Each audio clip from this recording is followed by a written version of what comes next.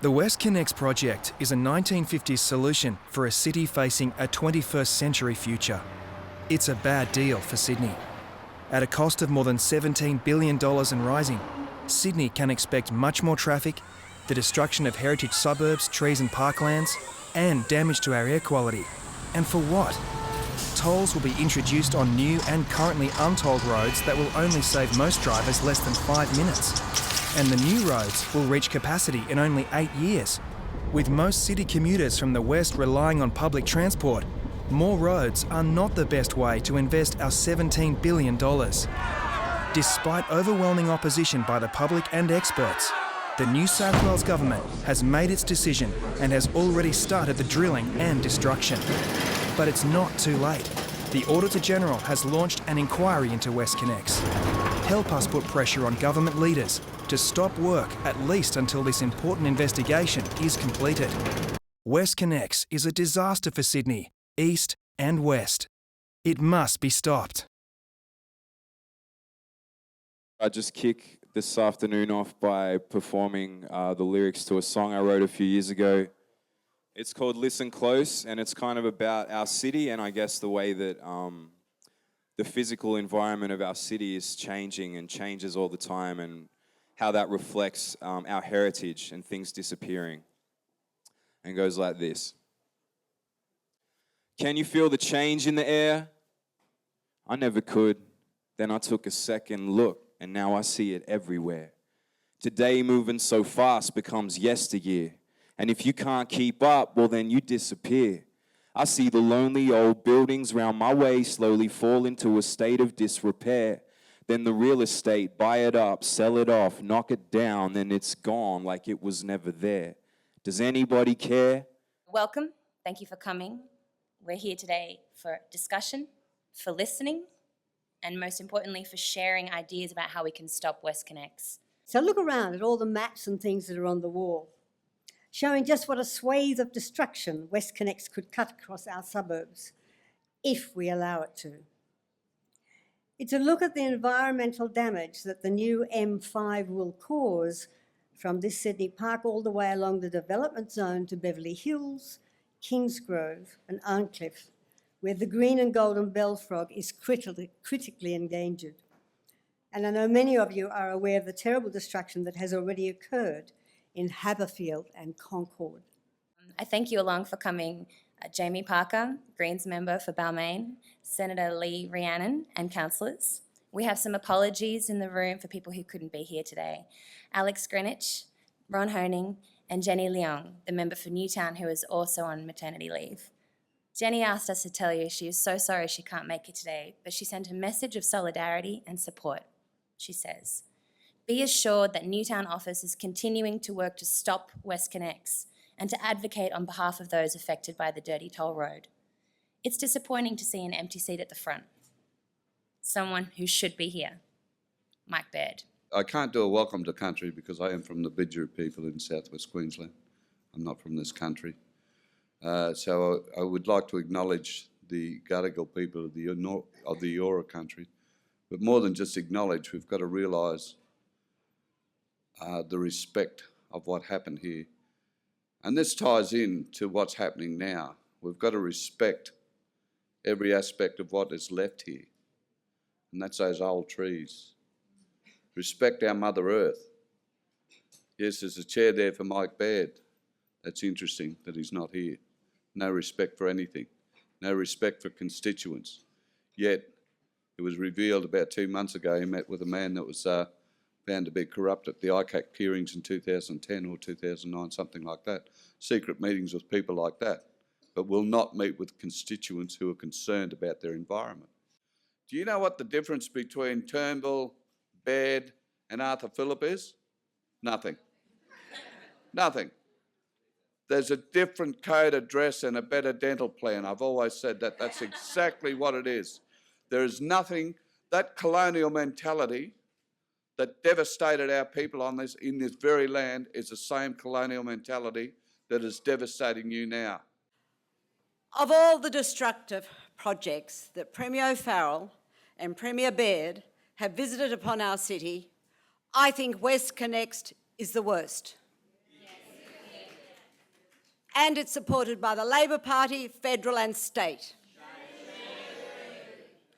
This $17 billion toll road project will deliver thousands of vehicles into our already congested city.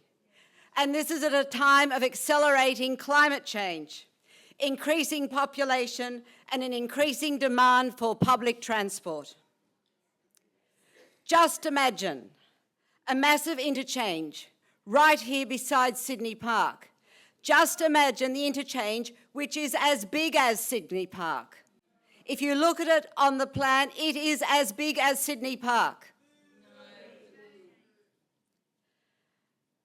And you know, Sydney Park is our beautiful park. We've spent $23 million here over the last 12 years, and it's a major regional park for this area with a growing population.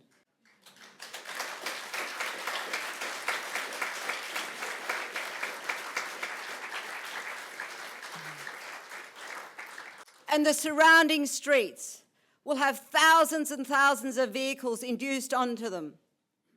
Just think Euston Road with its majestic avenue of paper barks. They're all to be cut down. And 7,000 vehicles a day on 2 lanes will become 60,000 vehicles a day on probably on 6 lanes. That's what he's planning for Euston Road and the other roads surrounding our beautiful park. And I've asked the government where the traffic will go. I've been told by the Director of the Delivery Authority it will just disperse onto our streets. And the Minister for Roads told Councillor Mance some time ago that when he was asked where the traffic would go, and he said, well, John, that's a good question, I just don't know. That was the Minister for Roads.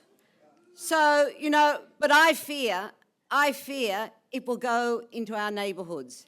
It will go into our city.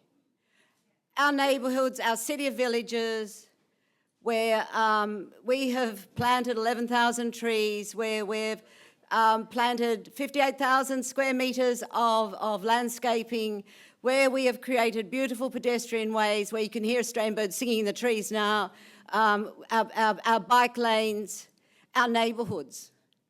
It'll all be desecrated. So I really fear this, and I really appreciate you being here and working with us to stop this most destructive project. And what does it mean for the West? We're told this will benefit the people of the western suburbs. But you know, we've commissioned the SGS to examine who will be using these toll roads. And you know, 89% of people who do come to the city to work, they come on overcrowded public transport. Don't you think they need more public transport, efficient public transport, that they won't have to pay hundreds and hundreds of toll road fees each week? You know, by the time they finish paying those tolls, it could be, you know, a couple of $100s a week for people from the western suburbs.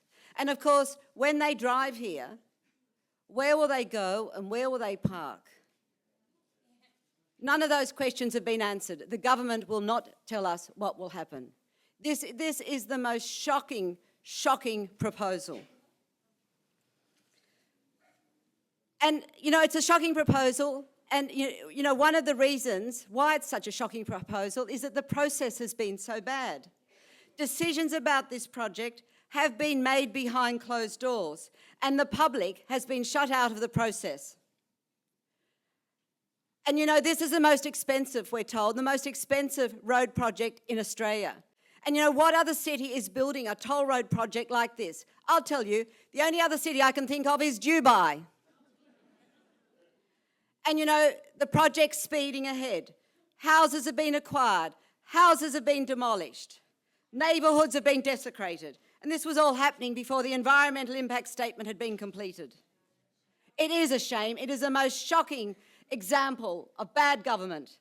Last year, the government transferred, you know, and adding, you know, they just keep adding insult to injury. Last year, the government transferred control of WestConnex to the Sydney Motorway Corporation, which means council and the community cannot get information about the project through freedom of information. How shocking is that? This public money destroying, you know, our neighbourhoods, and we can't even have access to information. But, you know, in all my years as a representative, I've sometimes seen things happen, and I've sometimes seen things change. And, you know, the fact that the stage 2, which is the stage which will deliver all this traffic here to us at Sydney Park, that's been delayed. So that's, you know, window of opportunity to keep pointing out just how bad this is for everyone, other than the government's mates, the investors, who will make billions out of this project. Also this week, we heard that the government's plan to lease Ausgrid has hit a significant hurdle, which will mean taxpayers will get billions less than they originally thought. Thank you for being here. The City of Sydney is absolutely committed to working with you to stop this destruction. This is, as I said at the beginning, the worst project that I have seen in the 30 years that I have represented the city. And I think it's absolutely vital we work together to do everything we can to stop it. Thank you.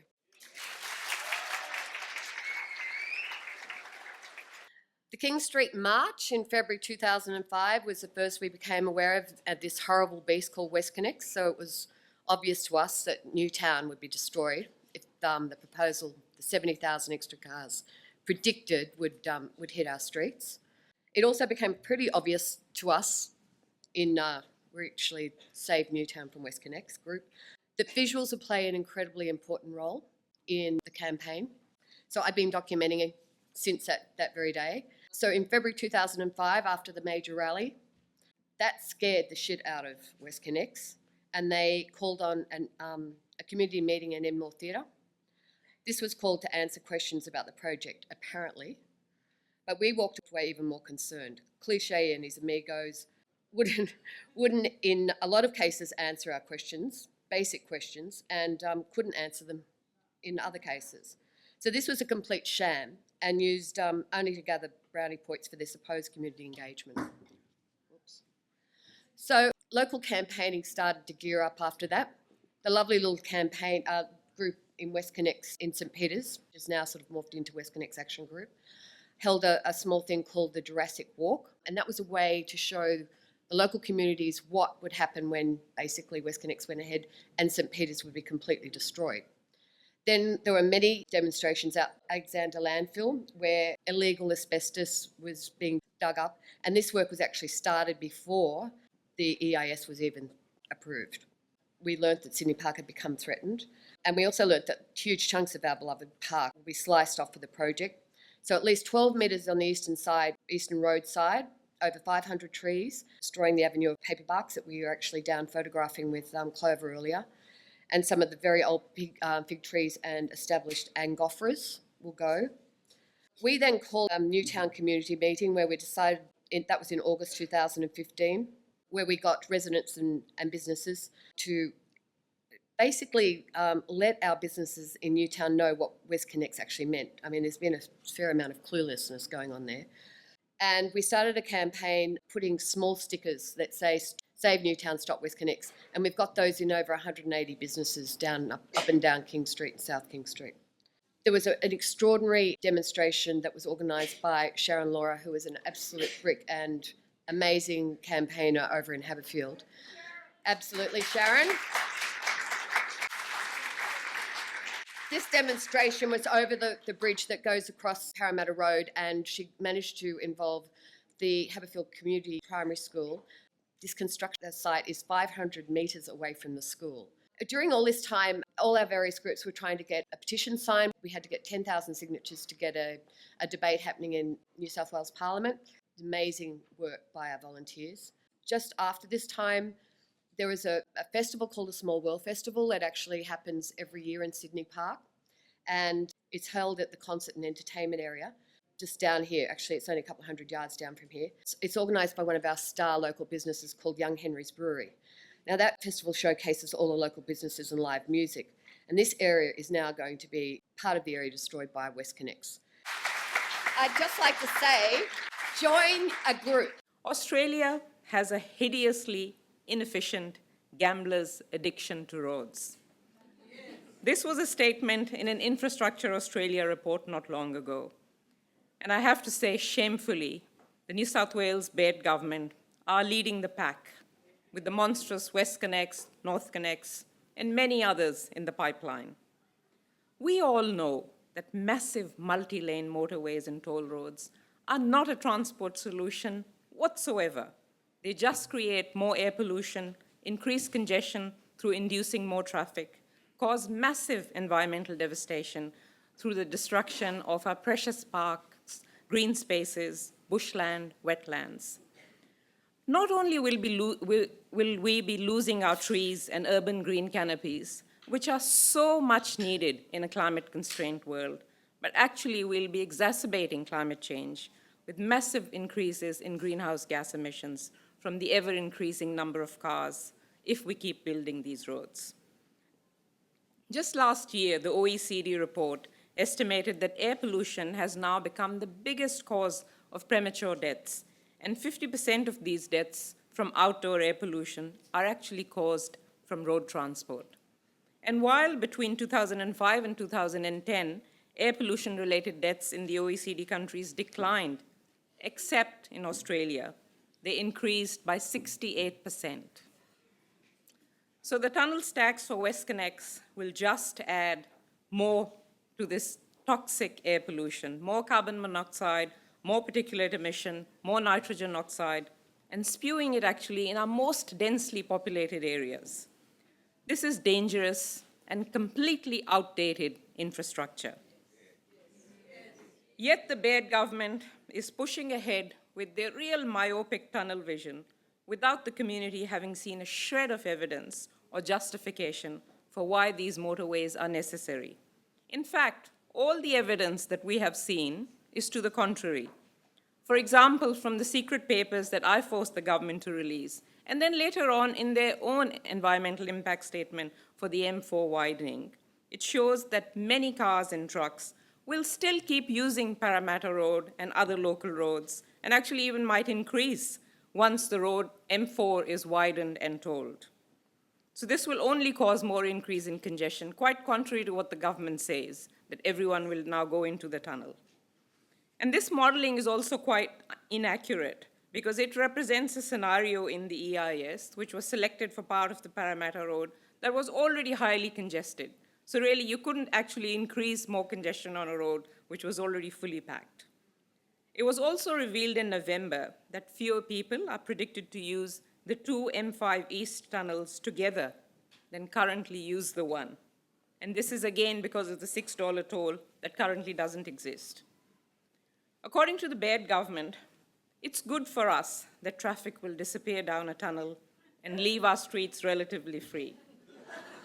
But I think they forget a small little fact, that traffic going in a tunnel has to come out somewhere.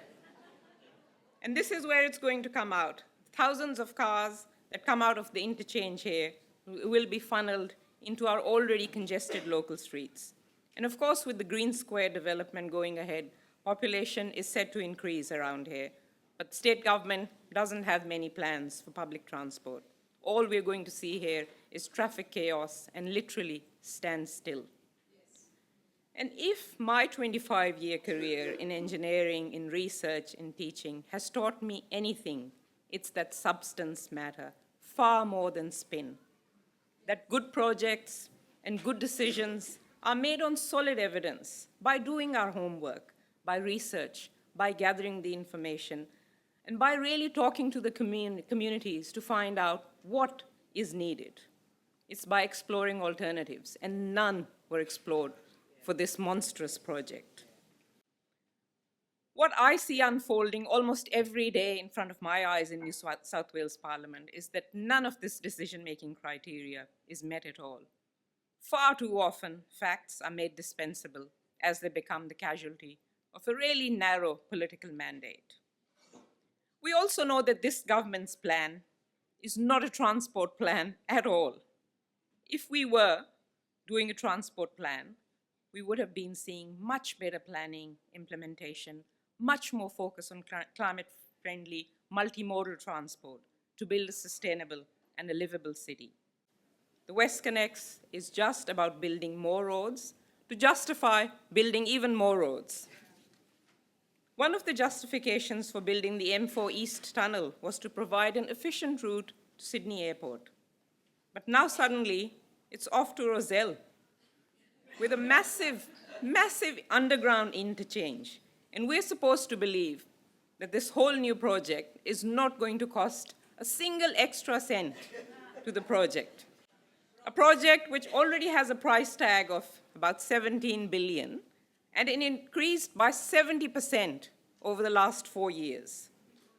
And to tell you the truth, the last time I looked, there was no airport in Rozelle.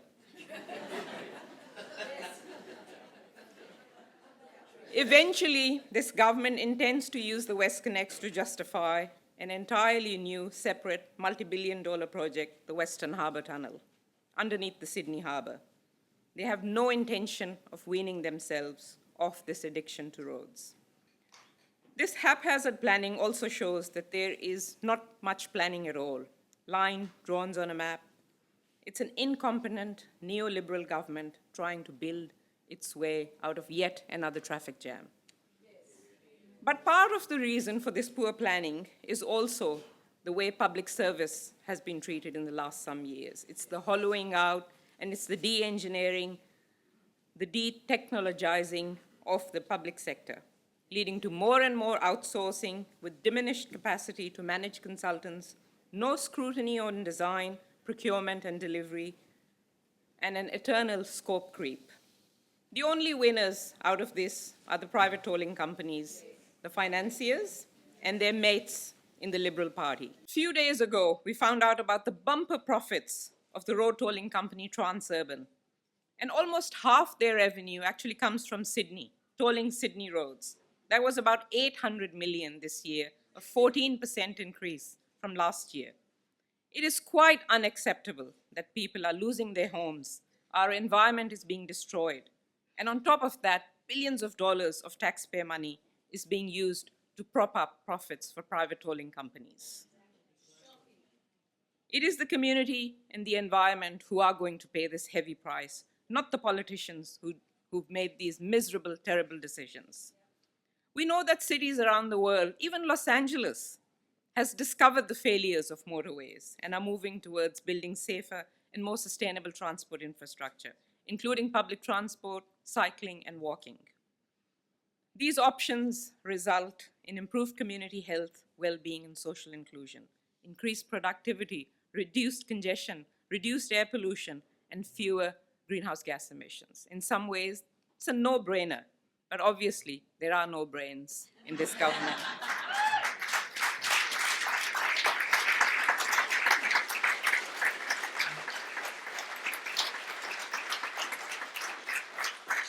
But it has been so wonderful and so inspiring to see the community standing together against this massive and destructive toll road agenda. And I'm so proud to say that the Greens have been standing with you, shoulder to shoulder, hand in hand, from the very start. And we must not back down. Nelson Mandela once said, "It seems impossible until it's done." Together, we can do this. We must do this.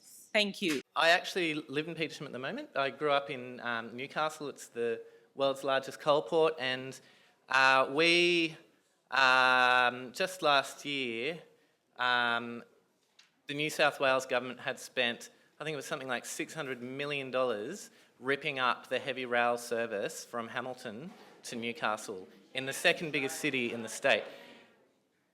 What kind of government would spend that amount of money ripping out public transport and spend $16.5 billion putting in a massive new freeway at a time when we know that we need to leave 90% of fossil fuels in the ground, coal, oil and gas, if we are to have a chance of avoiding dangerous runaway climate change. Does anybody seriously believe that the New South Wales government is still not in bed with property developers and miners and lobbyists in this state? Of course not. If Tony Abbott is going to come out and say that the New South Wales government is too close to lobbyists, if even Tony Abbott is going to say that, we know we've got a problem. So we have reasonable arguments. We know the impact that this WestConnex project is going to have on traffic. We know the 41% increase in private vehicles and more than double truck freight going through those sections of roads. We know the impact on critically endangered ecological communities like the Cooks River Castlereagh Ironbark Ecological Community. 2 years ago, a Senate inquiry said that that biodiversity offset shouldn't be allowed for critically endangered ecological communities for the simple reason that they're critically endangered. There's not enough of them left. They can't be offset. Yet here we have those recommendations having been ignored and the federal government having tried to create an offset plan for that community. We know the impacts that it's having on lives and homes and on the complete missed opportunity, $16.5 billion, which is actually, I found out, equal to the 2015 entire public transport spend of the New South Wales Government. So we know there are solutions. But we have reasonable arguments. That's not going to win us the campaign because we're not in an argument. We're in a power imbalance. And what we've seen across Australia and around the world is that when there is a disconnect in power between local communities who overwhelmingly know what they want the future of their community to be like, they don't get it wrong, and governments that are in bed with vested interests, we need to have the courage to stand up and participate in peaceful, non-violent civil disobedience. The WestConnex has already impacted on this community. You can see it already. You can see the works around the landfill happening. Campbell Road in south of Sydney Park is almost empty of residents, just witches' hats, contractors and people in high-vis checking out properties for demolition. Countless trucks moving potentially toxic waste from the former Alexandra landfill through our communities, past schools, and probably heading off to Western Sydney, dumping that toxic waste once again there. Traffic chaos and road diversions around our local streets as they're pulled up for cabling work for the interchange. Countless trees being removed without appropriate permission and contractors really badly dealing with the community and community liaison staff, I have to say as well, who are really unable to deal with community's questions, and it's unacceptable. They should be trained properly and they should have the answers that we require. Fears and worries for parents whose children attend St Peter's preschool, St Peter's public school, the aftercare facilities there, just as the construction zone starts to get up and running. And I'm one of those parents. My son will go to that school next year. Large chunks of the park, as we've heard, and nearly 400 trees are at risk of this project. I love this park. Me and my family walk from our house to this park. We use this park a lot. Most sad of all, really, for me, are the friends and neighbours that I'm going to lose who are required and are forced to move away. But we know this is just the start of it here in St Peter's, and we know that the destruction that's happened in Ashfield, Haberfield, Kingsgrove, Strathfield, Concord, Granville is coming this way unless we can halt this project and stop the devastation. I think what we need to do as a community, many of us in this room have actually been actively involved in this community, this campaign, and I think we need more. I think that's the only way we're going to get people really to realise the non-violent direct action needs to happen. Peaceful, albeit peaceful. I believe as a member of WAG we've been amazingly successful so far, and I want this to continue. Many of the people that I've met through this campaign I would ironically not have met. This campaign is bringing communities together. It's making people stronger and tighter to fight this campaign. And I don't think the New South Wales Government was actually expecting this.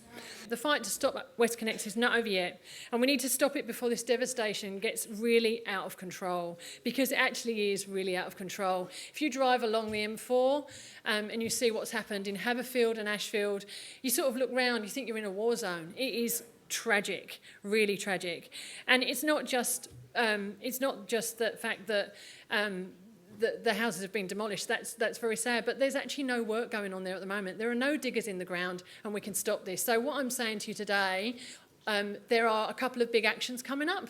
One we've planned for the M4, and one we're planning for the M5. There was a tiny slip of paper on your seat. Please take that away.